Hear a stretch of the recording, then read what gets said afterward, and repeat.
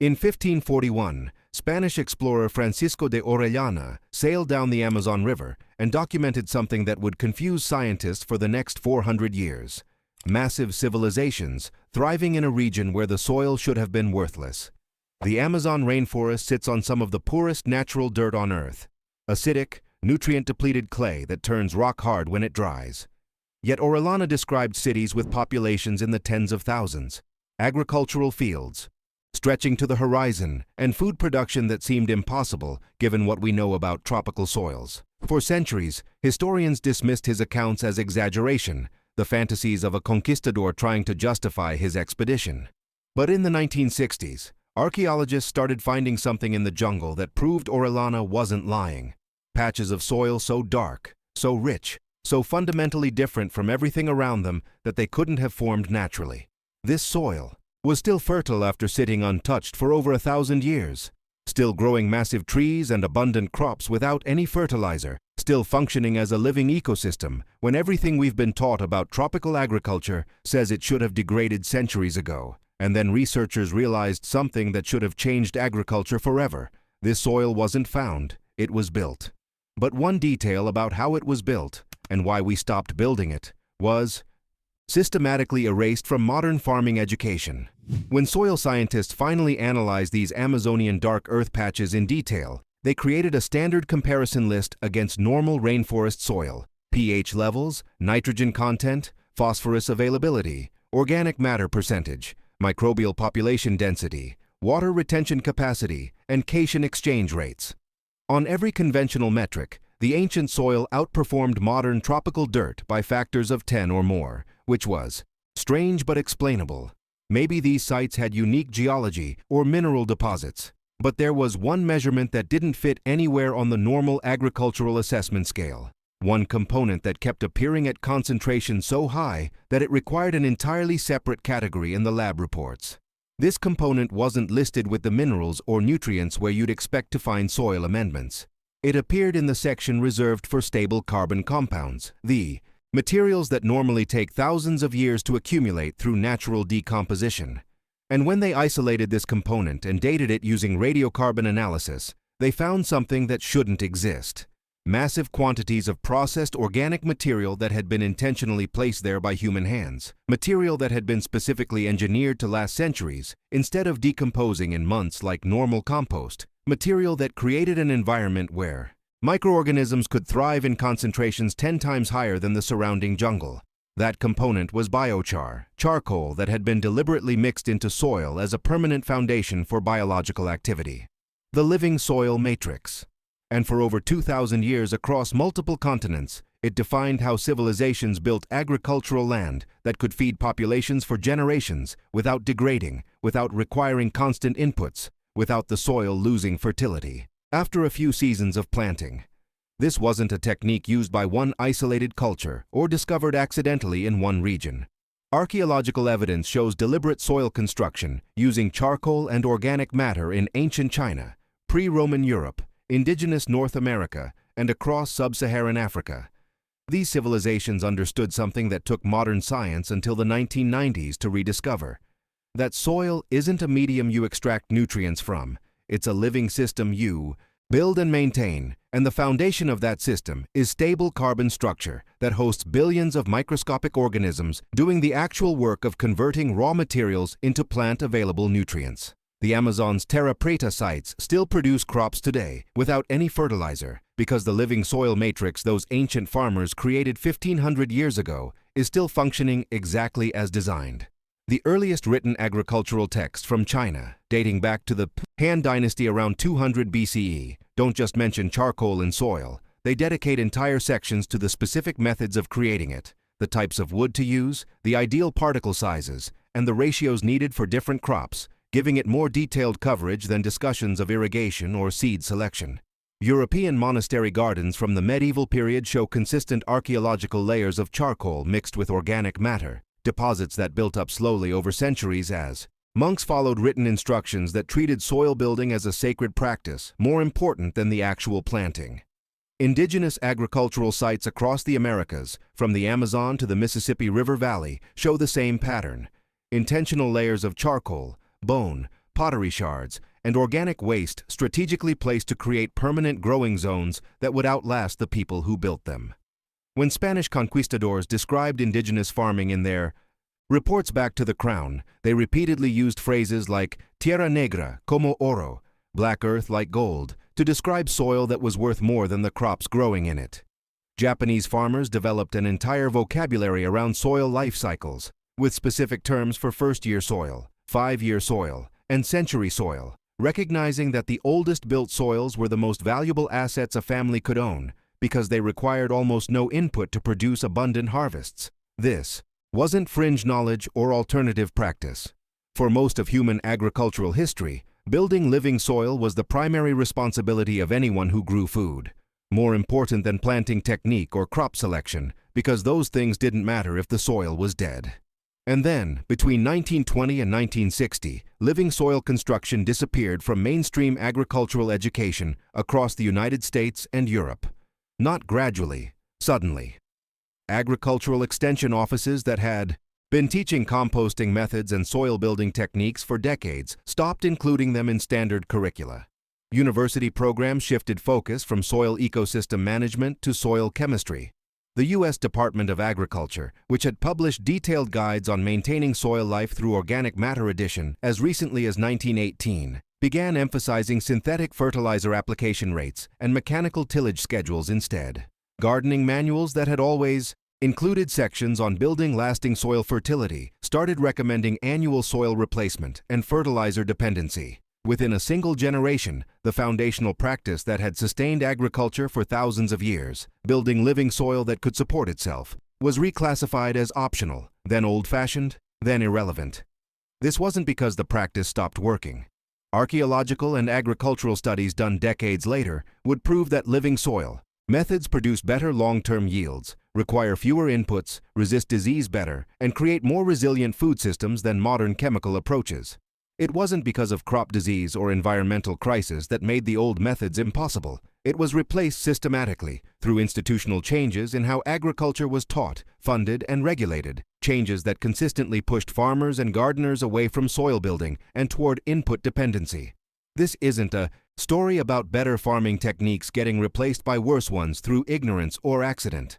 It's a story about business model incompatibility, about how an emerging industry built on selling annual inputs, synthetic fertilizers, pesticides, specialized seeds, required that farmers and gardeners forget how to create soil that didn't need those products.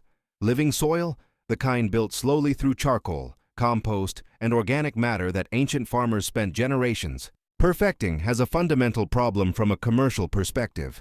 Once you build it correctly, it reduces your dependency on external purchases.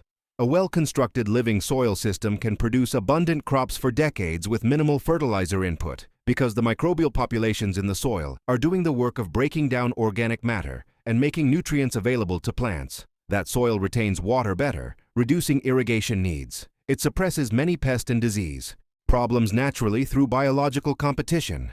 It doesn't require annual tillage or soil replacement. From an agricultural sustainability standpoint, it's vastly superior to modern methods. But from a revenue standpoint, it's a disaster. Every garden that functions on living soil principles represents thousands of dollars in fertilizer, soil amendments, and pest control products that never get purchased. The agricultural input industry that formed in the early 20th century, built on the promise of chemical fertilizers and mechanized farming, needed soil to be treated as an inert medium that required constant chemical supplementation. They needed farmers to stop building living ecosystems and start managing chemical systems. And they succeeded so completely that most people under 60 have never even heard of intentional soil building as a practice separate from adding fertilizer. The file opens in 1947, when the USDA published a report analyzing long-term agricultural productivity across different farm management systems in the United States.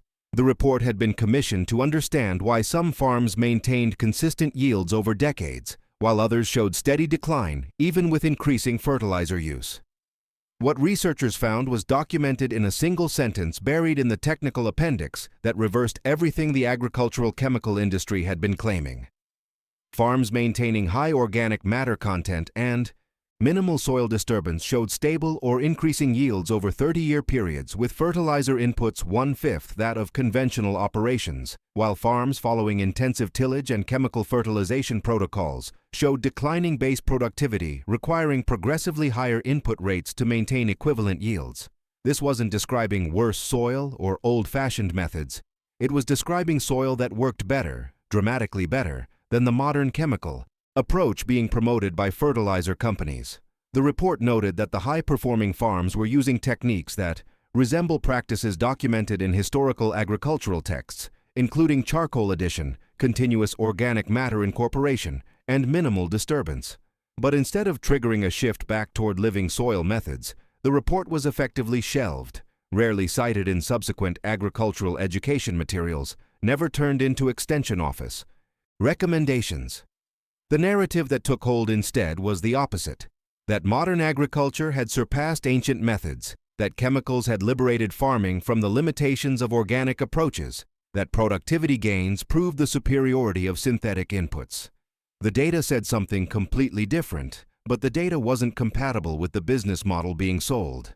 Living soil built on biochar and continuous organic matter functions on principles that seem almost magical until you understand the microbiology. Biochar, charcoal made from organic material through controlled burning, creates a carbon structure that's porous at a microscopic level, full of tiny cavities and channels that become permanent housing for bacteria, fungi, and other microorganisms. 1 gram of properly made biochar has a surface area of over 300 square meters, all of it available for microbial colonization. When you mix biochar with compost and organic matter, you're creating microhabitats where these organisms can establish stable populations protected from environmental stress. Those microbial populations then do extraordinary things. Certain bacteria species fix atmospheric nitrogen, pulling it directly from the air and converting it into plant-available compounds at rates that rival synthetic fertilizer applications. Mycorrhizal fungi form networks connecting plant roots, trading nutrients for sugars in a relationship so efficient that plants, grown in living soil, can access phosphorus from rock particles that would be completely unavailable in sterile soil. Other microorganisms break down complex organic materials into simple compounds, effectively composting in place continuously rather than requiring external composting processes. The biochar acts as both habitat and battery. It holds onto nutrients that would otherwise wash away, releasing them slowly as plants need them, creating a buffering system that prevents the boom and bust cycles common in chemically fertilized soil. Soil built this way retains up to 3 times more water than conventional dirt, meaning less irrigation. It maintains stable pH better, meaning fewer amendments needed. It creates physical structure that resists compaction and erosion. And unlike regular compost that breaks down and disappears within a few years, the biochar foundation can last for centuries, continuously hosting new generations of microorganisms that keep the system functioning. This is why Terra Preta sites in the Amazon are still fertile after 1,500 years. The living soil matrix doesn't degrade, it persists, and as long as some organic matter keeps entering the system, the microbial populations keep working. While living soil systems were being abandoned in mainstream agriculture, the replacement that emerged was designed around completely different priorities. Modern potting soil, the bags of garden soil or planting mix you buy at any store, was engineered for commercial horticulture operations that needed standardized, predictable results across thousands of plants in controlled environments. These products are typically blends of peat moss or coconut coir for water retention, perlite or vermiculite for drainage, maybe some composted bark for structure, and a small amount of synthetic fertilizer for initial growth. They're sterile by design, which prevents disease but also means zero microbial life. They're lightweight, which makes shipping economical, but provides no long-term nutrient reserves. They're fluffy and uniform, which looks appealing on the shelf but breaks down rapidly under actual use. Most importantly, they're formulated to support plant growth for approximately 3 to 6 months before requiring complete replacement or heavy fertilization to continue functioning. This isn't a flaw in the product, it's the intended design. Commercial nurseries growing plants for sale need substrate that works predictably for a few months, then stops being their problem once the customer takes the plant home. Home gardeners were taught to treat this temporary growing medium as if it were actual soil, told to replace it annually or feed it constantly with liquid fertilizers because the material itself has no capacity to sustain plant life long-term. The contrast is absolute. Living soil built with biochar and organic matter becomes more fertile over time as microbial populations establish themselves, while commercial potting mix becomes less functional with every growing season, breaking down into an inert material that's basically mud mixed with wood chips. One system builds, the other depletes. One was designed for century-scale sustainability, the other for quarterly sales cycles. And the one designed for quarterly sales cycles is what we've all been taught is normal. The modern garden supply industry operates on an invisible standardization requirement that makes living soil economically incompatible with commercial distribution. Retail stores need products that can sit on shelves for months without degradation, that have consistent weight and volume for pricing, that can be shipped nationally without special handling, that won't attract pests or develop odors, and most critically, that can be branded and marketed as proprietary formulations worthy of premium pricing. Living soil fails every one of these requirements. Real compost continues decomposing on the shelf, changing volume and characteristics. Biochar doesn't compress well for shipping and looks like dirt rather than a refined product. Microbiologically active material can develop mushrooms or bacterial blooms if stored improperly. Most importantly, living soil building is a practice rather than a product. You can't bag it, brand it, or create vendor lock-in because the customer can make it themselves from locally available materials once they understand the principles. So the industry standardized around sterile substrates that solve retail logistics problems while creating customer dependency. These products require supplementation with bottled fertilizers, pH adjusters, moisture crystals, beneficial bacteria packets, and eventually complete replacement. Each component is a separate SKU, a separate purchase, a separate opportunity for profit. The system trains gardeners to see soil as a consumable input, rather than a permanent asset, to expect annual soil replacement as normal maintenance rather than recognizing it as a sign of a fundamentally broken approach. And it works brilliantly from a business perspective. The average American gardener now spends over $200 annually on soil amendments and fertilizers for gardens that our great-grandparents maintained for free using kitchen scraps and yard waste. The standardization that made this possible wasn't driven by what grows better, plants. It was driven by what generates recurring revenue. But there's a structural problem with living soil that goes deeper than retail logistics or marketing challenges. Living soil, properly built, removes you from the agricultural input supply chain almost entirely. And that creates a fundamental business model conflict that explains why these methods were systematically replaced rather than refined. Here's how the economic cycle works with modern commercial soil products.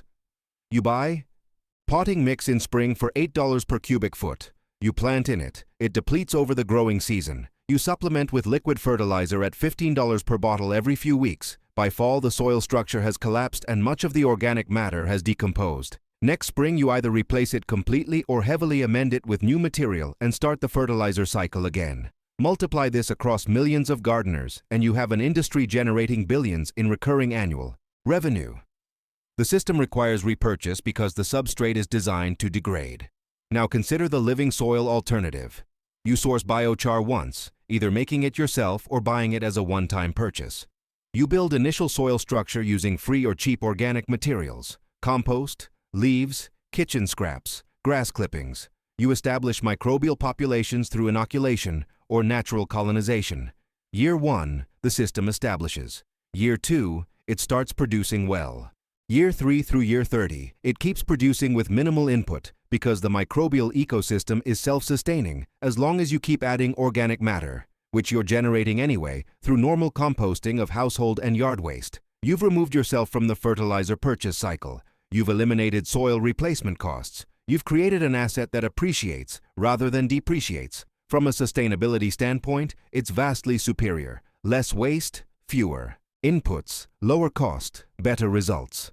From a revenue standpoint, it's catastrophic. Every garden operating on living soil principles represents a customer who's been permanently lost from the synthetic fertilizer market, the soil amendment market, and the annual substrate replacement market. This isn't about one product being slightly better than another. It's about one approach requiring ongoing purchases and another approach eliminating the need for those purchases entirely. And Industries built on recurring revenue cannot tolerate widespread adoption of methods that eliminate recurring revenue, which is why living soil construction was removed from agricultural education exactly when the agricultural input industry was becoming a major economic force. Today, the U.S. market for lawn and garden consumables, fertilizers, soil amendments, potting mixes, and related products generates over $47 billion in annual revenue, with global markets exceeding $320 billion. The fertilizer sector alone accounts for approximately $95 billion annually in the United States, dominated by synthetic nitrogen, phosphorus, and potassium products that require repeated application throughout growing seasons. These numbers represent an entire economic ecosystem built on the assumption that soil is a passive medium requiring constant chemical supplementation, rather than a living system capable of generating its own fertility. The business model depends on depletion cycles, products that work temporarily but create conditions requiring additional products to maintain functionality. Fertilizer companies project steady growth in these markets through 2040, with expansion driven primarily by increasing adoption of intensive gardening practices in urban and suburban areas, exactly the demographics most likely to be using commercial potting mixes and synthetic fertilizers rather than building living soil. The economic incentive structure is massive and completely opposed to any practice that would reduce input dependency. Companies in this space spend billions annually on marketing and education programs that consistently position modern chemical approaches as superior to organic methods, that treat soil as chemistry rather than biology, that emphasize convenience of bagged products over long-term soil building. And it's working. Surveys show that less than 12% of American gardeners under age 40 have ever built soil using traditional methods, and most don't even know it's possible to create permanent fertility through biological approaches. An entire generation has been educated to see soil as a product you buy, rather than an ecosystem you cultivate, which makes sense when you realize that the institutions teaching them are often funded by the same companies selling the products. In agricultural texts written before 1920, living soil was simply called soil. There was no modifier needed because soil, by definition, was a living system built through intentional practices over time. European gardening manuals from the 19th century discuss making soil as a multi-year process of adding organic matter and charcoal, building structure and fertility that would last generations. Chinese agricultural texts describe soil improvement as a primary farming activity, something you did continuously throughout the year rather than an occasional task. Indigenous American agricultural practices, documented by early colonists, focus extensively on soil-building techniques with methods for creating and maintaining rich black earth that would produce indefinitely. These weren't alternative approaches or organic methods. They were just agriculture, the baseline practice that everyone understood as necessary for successful farming. But in modern texts, this approach has been inverted and reclassified. Living soil is now called regenerative soil or organic soil building, terms that position it as a specialized alternative to conventional methods rather than the original baseline practice. What was once standard is now advanced. What was once universal is now niche. The current dominant approach, sterile substrates requiring chemical fertilization, is called conventional agriculture, despite being less than a century old, while methods that sustained civilizations for millennia are now alternative. This linguistic reversal obscures the actual timeline. Living soil was the convention, chemical dependency is the recent experiment, and the experiment has been environmentally destructive, economically exploitative, and agriculturally inferior by almost every long-term metric, yet it's defended as conventional, while proposals to return to proven sustainable methods are dismissed as radical or impractical. The original has been rebranded as the copy, and the industrial replacement has claimed the position of authentic. Traditional agriculture, a reversal so complete that most people don't even recognize it happened. The agricultural extension offices closed their soil building programs in the 1950s. The university departments shifted to chemistry-focused curricula. The gardening industry standardized around sterile substrates and synthetic inputs. The education system taught 3 generations that soil was a product to purchase rather than an ecosystem to cultivate.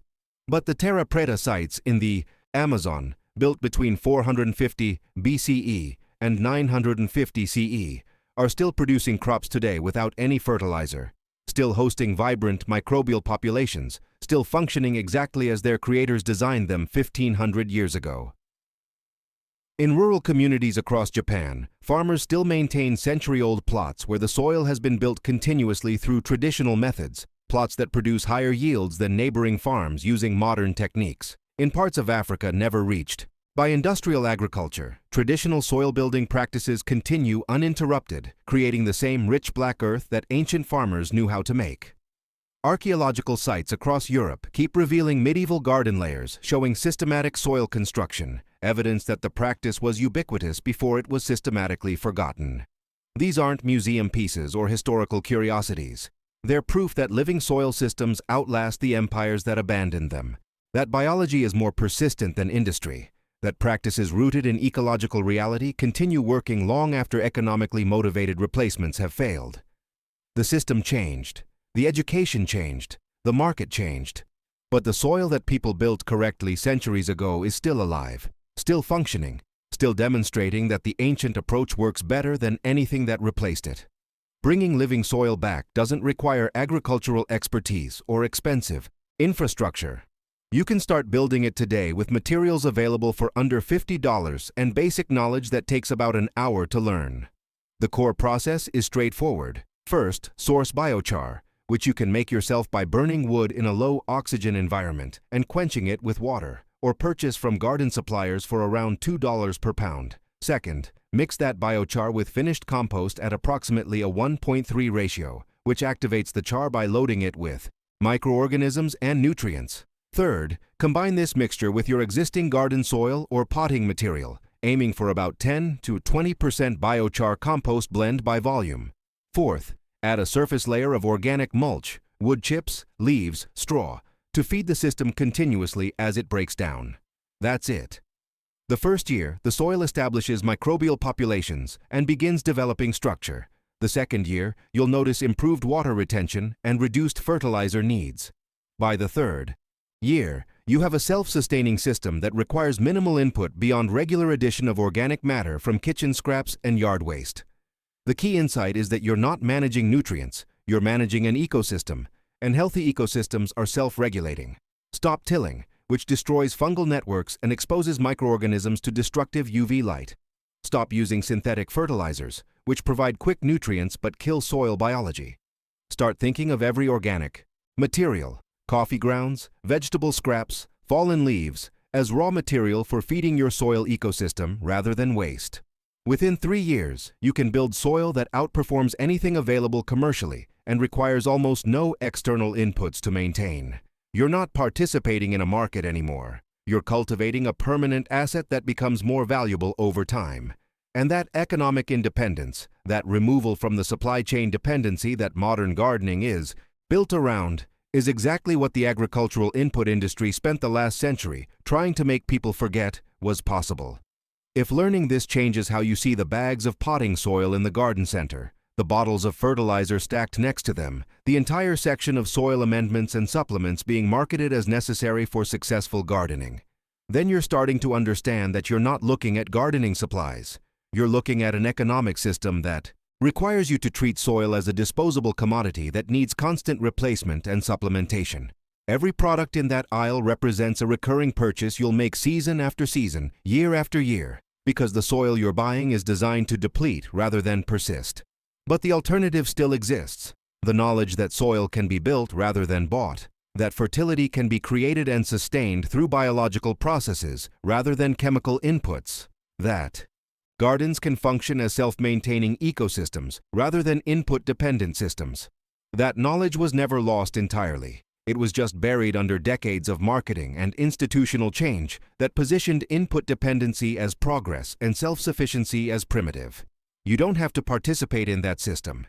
You can build living soil that works the way soil worked for thousands of years before it became a consumer product. And every square foot of living soil you create is a permanent reduction in your dependency on an industry that profits from keeping soil dead.